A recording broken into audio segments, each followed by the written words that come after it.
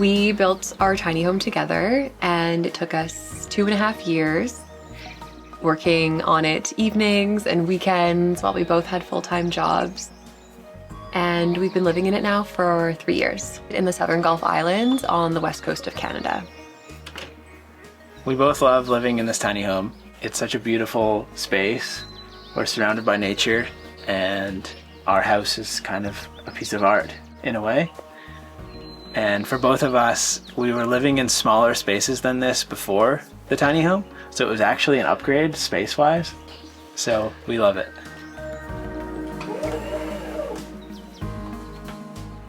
A big reason for choosing to build a tiny house is for housing security.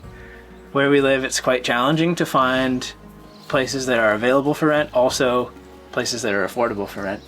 And now we have secure housing. Our tiny home is 8.5 feet wide, 13.5 feet high, 24 feet long, with 2-foot bump outs at each end. The floor plan of our tiny home is 200 square feet, plus our lofts equals another 100 square feet. And then our covered deck is 130 square feet. So altogether we have about 430 square feet of living space. I wanted to make sure we had lots of beautiful wood in our tiny home. Most of it is salvaged or locally milled wood from the island. We built our house together, and we had a lot of different friends and family help us. I had no building experience whatsoever prior to starting building, but I learned so much. I am a carpenter by trade, and I helped a few friends build their tiny homes and knew I always wanted to build one of my own. My dad is a carpenter as well. I grew up as a young kid building with him, watching him build, and so I learned a lot of what I know from him, and he actually framed the roof with us. So I'm really grateful that my dad's energy is a part of this house. So our tiny home is a tiny home love story. Al and I were good friends for a long time, and I knew he was a very trustworthy builder. And so I asked him if I could hire him to build me a tiny house. He said, I want to build a tiny house too, so let's build 2 tiny homes side by side. We were doing like one step on mine, one step on his. And then when our houses were framed, we fell in love and pretty quickly stopped building his tiny house and started building just my tiny house for us both to live in. And we're 5 years in to our relationship, almost 6, and we're married. So it all worked out. So the cost for building this house, all in, including materials, fixtures, electrician and plumber, is $75,000. Canadian. Not including any of our labor. If we had to put a dollar value on the amount of hours that it took to build the house, I think it would be closer to 160,000-ish. But luckily, we saved all that money because we were able to do it ourselves. So we've lived in this tiny home now for 3.5 years, and there's an old adage that says a carpenter's house is never truly finished, which is true about ours. We still have some cabinet doors and little trims here and there to finish, but I consider it done. So we have an Iron Eagle trailer. They're made down in Oregon. And the cool thing about these trailers is that the floor frame is actually sunken down into the frame of the trailer. So we get an extra, 8 inches of height, which is really good. On our house, we chose to use cedar shingles on the gable ends. And so all the cedar shingles on our house are salvaged out of the dumpster from a construction site. And we resawed them. And our friend Bryony drew chum salmon for us. So you can see our chum salmon swimming in the river. It's spawning. We have a little utility shed here on the front of our trailer tongue for like boots, garden tools and stuff like that. Just stuff we want hidden out of the way. So our siding on our house is quite special. we salvaged all this siding from a 100-year-old house. And so we were able to do 90% of our siding with that salvaged material. So we kind of gave this siding a second life.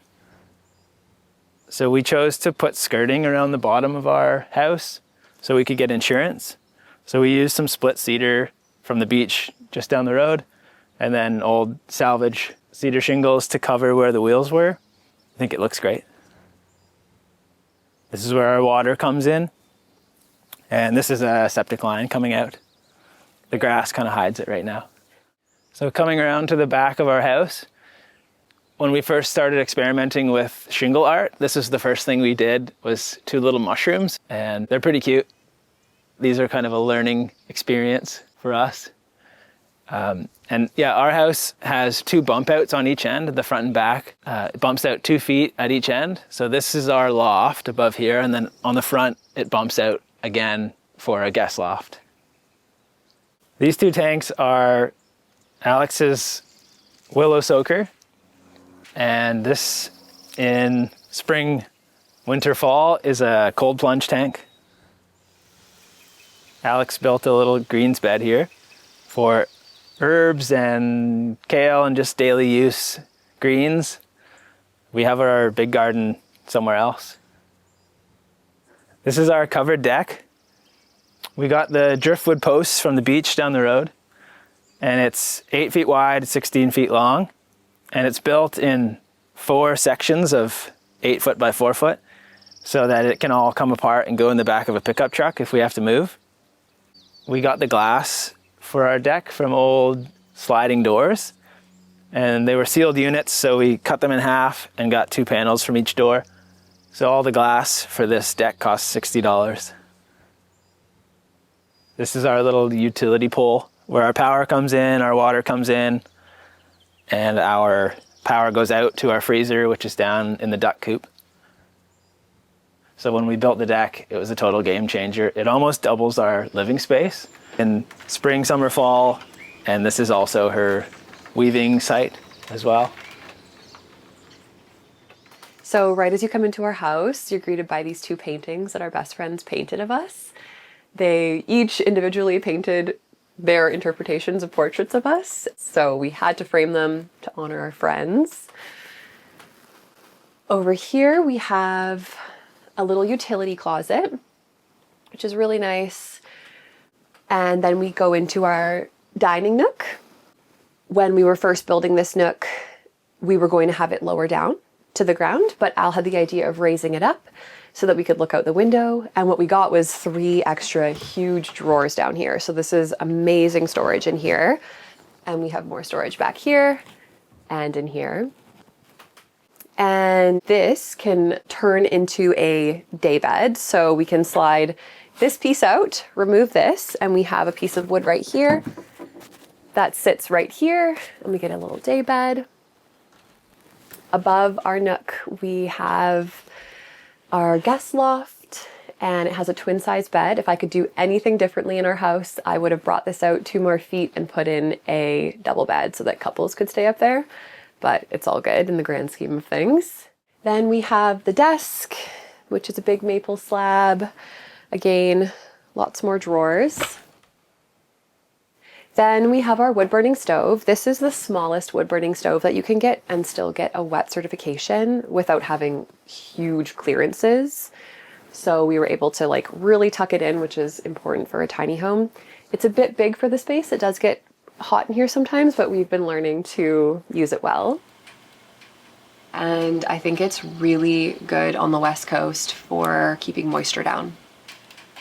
This is one of my favorite features for our wood stove. We made these drawers, which usually have kindling in them, but it's not fire season.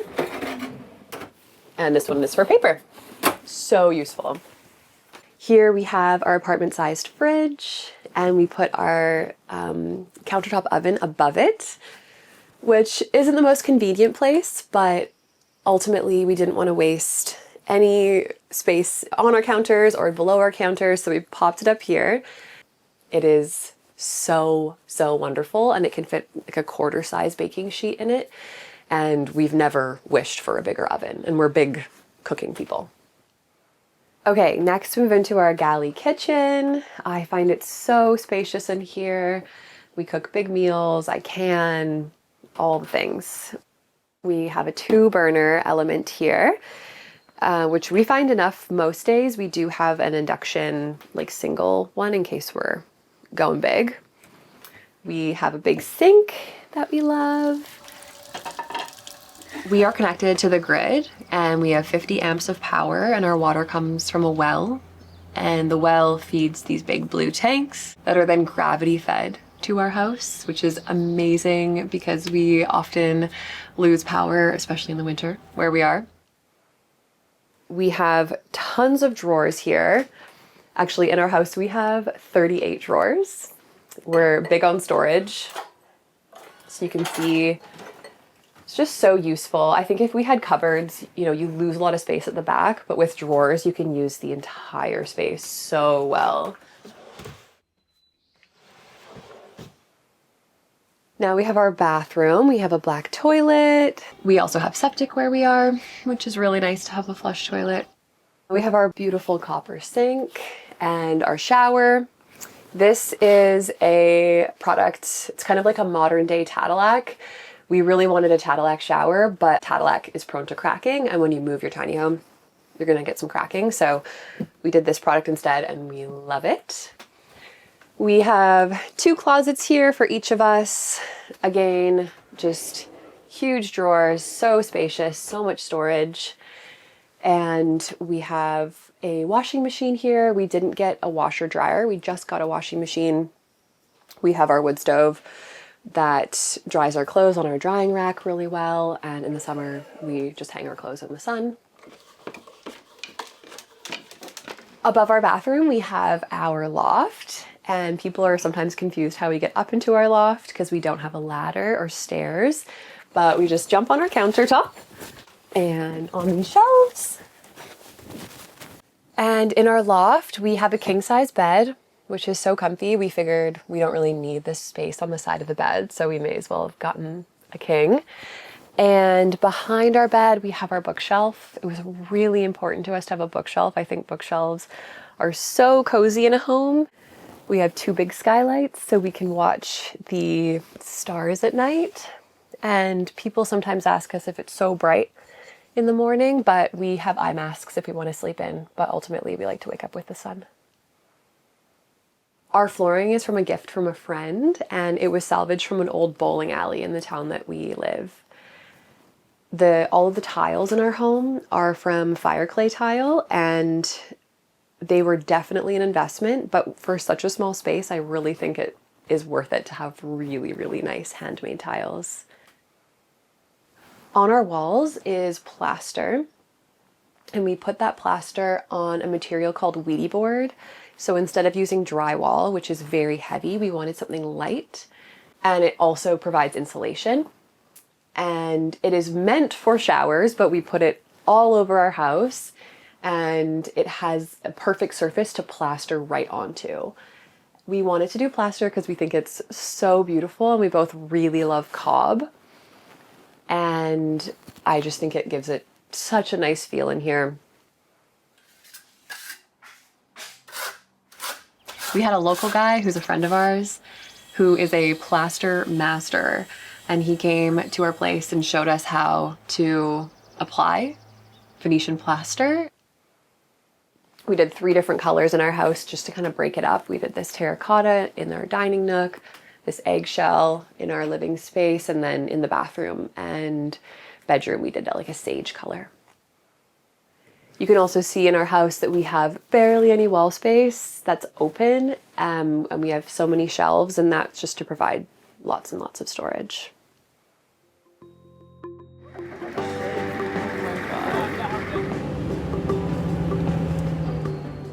It was important for us to have our tiny home be on a trailer because we don't own land. And we skirted our tiny home because that allowed us to get mobile home insurance rather than tiny home insurance. We had to take the wheels off our home as well. And that saves us about $2,000 a year on insurance. So we do have home insurance, which is kind of cool. Where our tiny home is parked, there used to be an Airstream trailer, that our landlords lived in while they built their house. So it's serviced already with power and water and septic. We just had to run internet to the tiny home. And it's very affordable rent, and it feels like a really mutually beneficial relationship with them. Al chops their wood for the winters, and we just really enjoy each other's company. It was pretty hard to find a place to park that was affordable. We had to move our house midway through our build. A bunch of people on the land that we were on got evicted, including us, sadly. But luckily we found a great forest spot that didn't have any services, but it was fine at the time for building. We just used a generator when we needed to. I think the reason that we got such a good spot here was we made these little posters and printed it on waterproof paper, and we plastered them on mailboxes in the neighborhoods that we wanted to live in. Once we paid off the small amount of debt that we both went into to finish our tiny home and your tiny home, it has totally made saving a lot easier. We live pretty frugally because our rent is cheaper than what it would be if we were living in a house that somebody else owned, or especially in the city. We also spend a lot of time growing food at a friend's farm. And hunt most of our meat. So that cuts down on a lot of our costs as well. And I was able to sell the tiny home that I built. Technically his tiny home. Yeah. And was able to pay off all my debt and student debt. And now we have some savings and secure housing.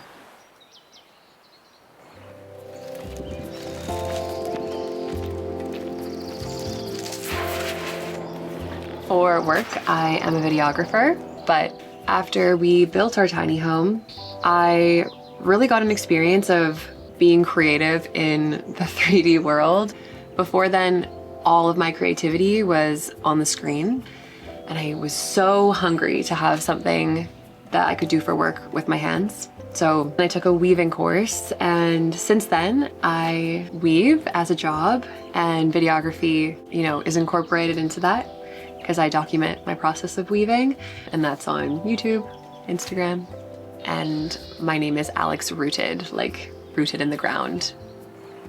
I'm a carpenter and I work with wood every day, and so on a daily basis I have to face the fact that the amount of waste on the average construction site is astronomical. And here in British Columbia, the forestry model is large-scale clear cutting across the whole province, and so we wanted to minimize our waste as much as we could. So we really took the time to source as much salvage material as we could, and ethical old growth, which has already had a life, and locally milled wood from the island.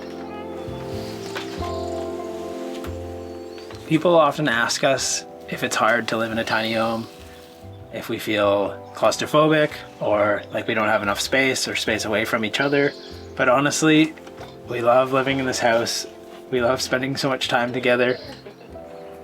I think living in a tiny house is even better than we expected. Still, 3.5 years later, every day we have at least one moment of just extreme gratitude and appreciation for the home that we live in. We do want to build a bigger home eventually. We want to start a family. So we are saving up money to buy land one day. And our dream is to build a cob house. Yeah. Subscribe to Exploring Alternatives, and please share this video if you liked it. You can also follow Alex on Instagram, YouTube, and TikTok at AlexRooted. Thanks for watching.